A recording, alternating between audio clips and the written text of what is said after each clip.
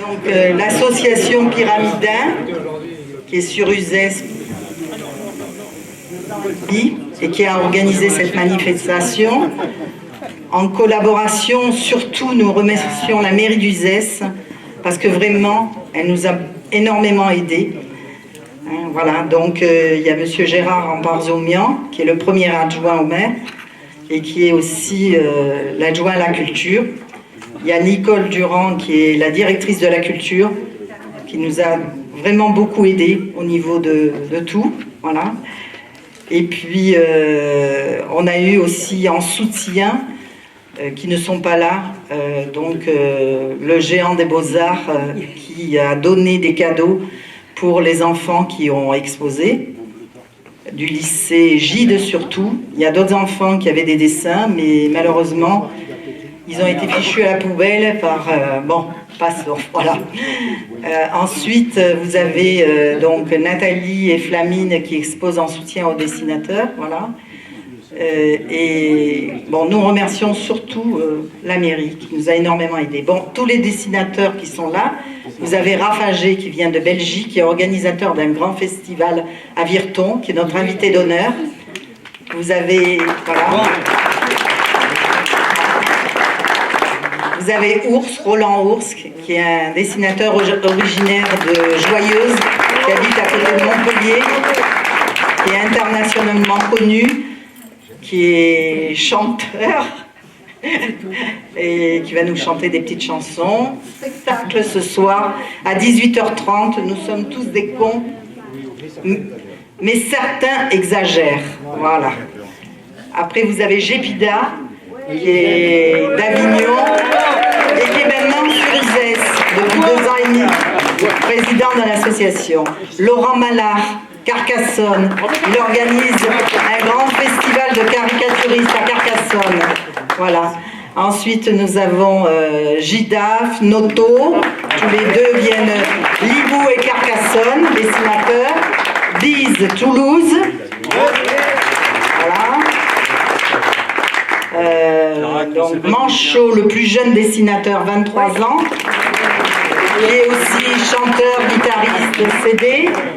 Il y a Bise, Toulouse, et il y a Carac aussi, voilà, et qui vient pas loin. Ensuite, il manque Jean-Michel Renaud, qui est en retard, voilà, qui vient de Montpellier, qui est éditeur. Et il y a aussi Pomédio de Montpellier qui ne sera là que demain.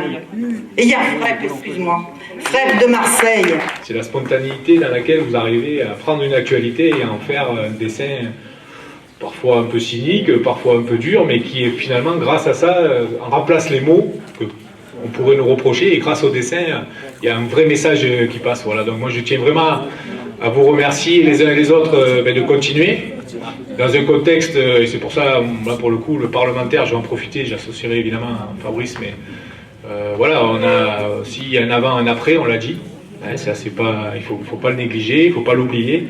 Et quel que soit après les événements, je pense que c'est bien aussi de toujours être présent, de pouvoir toujours défendre ce pourquoi le dessin existe, que ce soit en France, mais évidemment là on peut aussi associer toutes celles et tous ceux, y compris des fois dans des pays où là aussi c'est beaucoup plus difficile. Voilà. Donc vraiment merci à vous de continuer, de vous mobiliser, de faire aussi des émules, parce que j'ai bien compris qu'il y a la jeunesse qui arrive derrière, et d'autres, et donc à partir de ce moment-là, c'est vrai que le fait qu'Uzès, et donc j'en profite effectivement, puisque la ville est représentée, je pense que c'est un beau défi, donc je félicite aussi la commune d'Uzès d'avoir su répondre et d'avoir pu organiser avec Pyramide cette association. Voilà. Donc on va essayer de tous se mettre avec vous, de vous soutenir, ça c'est pour l'association Pyramide, et grâce à vous et partout en France, parce que j'ai compris qu'il y avait d'autres festivals qui se faisaient ailleurs, et bien j'espère aussi que les uns et les autres prendront conscience de l'importance de maintenir aussi ces rendez-vous pour que le public n'oublie pas cet engagement qui est un vrai engagement où parfois malheureusement certains l'ont même payé de leur vie. Voilà. Donc merci une fois de plus.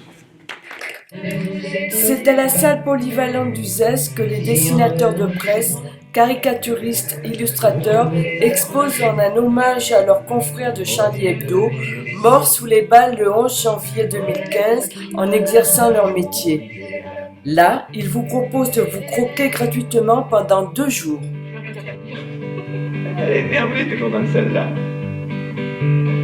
C'était du papier rose, acheté je suppose, sans la moindre pensée qu'un jour il finirait par changer de couleur après un dur labeur.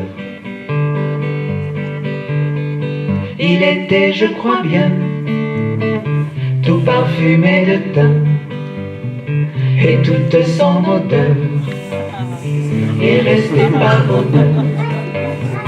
On en a grand besoin dans un lieu si malsain. À nos chers collègues qui sont partis là, cet hiver, et ça s'appelle La Liberté. Le refrain est très simple, vous allez voir. Mais avant, on commence par le couplet. Mine grasse, mine grise, toutes les traces s'harmonisent. Mine tendre, mine dure, au méandre de nos cultures. Réunissons tous nos crayons et dessinons à l'unisson de 1000 mains, de 1000 traits, un seul dessin, la liberté. Alors là, c'est à ce moment-là, quand je dis la liberté, ça serait très bien que tout Uzès le dise en même temps. D'accord? Allez, on continue. Mine cruelle ou mine sage, toutes sont belles sur nos pages. Mine rebelle, mine docile, l'universel est fait de style. Réunissons tous nos crayons et dessinons à l'unisson de 1000 mains, de 1000 traits, un seul dessin, la liberté. Super, alors moi je vais trembler, je vais plus pouvoir jouer. Mine douce, mine fière, les dessins poussent les frontières. Mine noire, mine blanche, même victoire sur nos planches. Réunissons tous nos crayons et dessinons à l'unisson de 1000 mains, de 1000 traits, un seul dessin, la liberté. De mieux en mieux. À 6 h du soir, ça sera super. À la MJC d'Uzès, Julien, caricaturiste illustrateur, a investi les lieux. Comme le père de la caricature Honoré Daumier, qui vers 1870 dessine le visage du roi Louis-Philippe en forme de poire, Julien vous refait le portrait. Jamais. On est obligé d'utiliser des symboles, et il y a des symboles qu'on Un dessin direct pour un homme politique, on m'avait briefé avant, tu touches pas ça, tu fais pas ça. autodidacte. Pas la peine de passer par les produits. C'était un peu une vocation, là. Il disait qu'à 5 ans. Et chacun de notre expérience. Oui, Toi, comment ça t'est venu? Monsieur. Moi, Monsieur le dire. c'est une passion du visage. J'ai toujours adoré les gueules des gens. Donc, je les ai dessinés.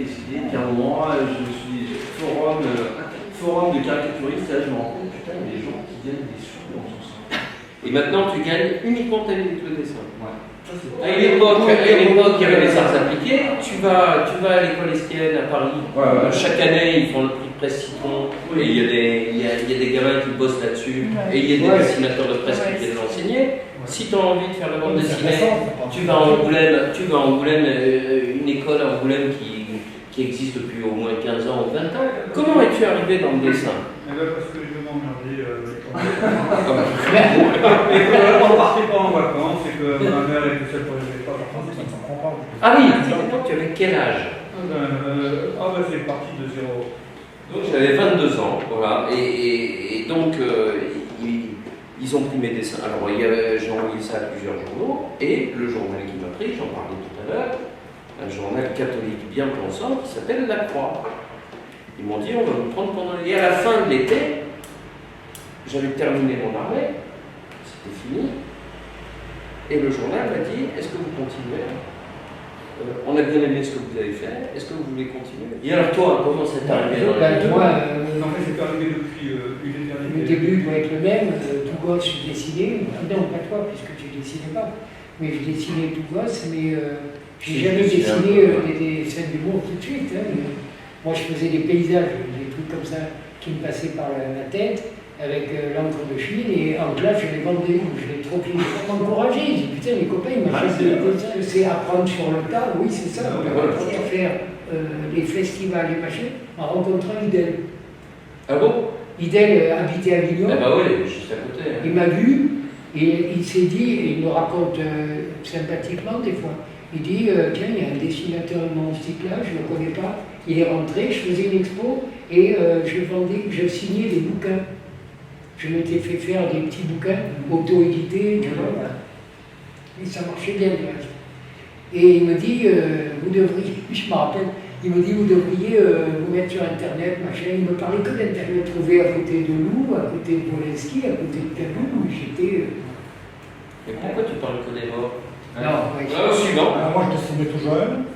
J'ai toujours voulu faire des gars comme une case. C'est un truc, je sais pas pourquoi. Une case. Oui, une case.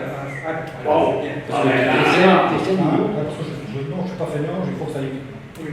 Il m'a proposé de faire de la BD, c'est impossible. Je n'y tiens pas. J'ai envoyé un jour des dessins, je ne sais plus si c'était un Charlie Hebdo, Flou Glacial. Persuadé de mon talent. Parce que toi, je l'ai fait aussi. Quand j'ai téléphoné, le mec s'est foutu de ma gueule. J'ai tout arrêté. Mais j'ai tout arrêté pendant 20 ans. Ah oui? Après, j'ai arrêté un tournoi de foot avec mon gamin, et quand je suis rentré, ma petite femme qui est là, m'avait fait un atelier, elle m'avait mis une table à dessin. Je pense que ça. Non. Puis j'ai fait le dessin, j'ai commencé à faire le dessin, et c'est incroyable, j'avais progressé d'une manière... Sans travailler. J'ai bien fait. Pendant 20 ans, j'ai rien fait. Comme quoi, c'est le... Dans la tête, franchement, j'ai fait une vingtaine de dessins. Et il y avait un festival BD tout près de chez nous. J'ai été trouver l'organisateur. Je lui ai dit voilà, je fais des dessins, est-ce que je pourrais, je sais pas. Je l'ai montré au festival. Il a regardé, il m'a dit non, je t'invite avec les autres. Quoi? Je t'invite avec les autres comme auteur. Comme auteur, je fous là.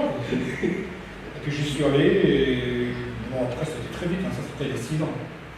Donc tout de suite j'ai fait un album et puis j'ai eu un journal, 2, 3, 4, c'est fait. Vous êtes des crayons comme ça ou Oui, j'ai des marqueurs. des marqueurs, ouais.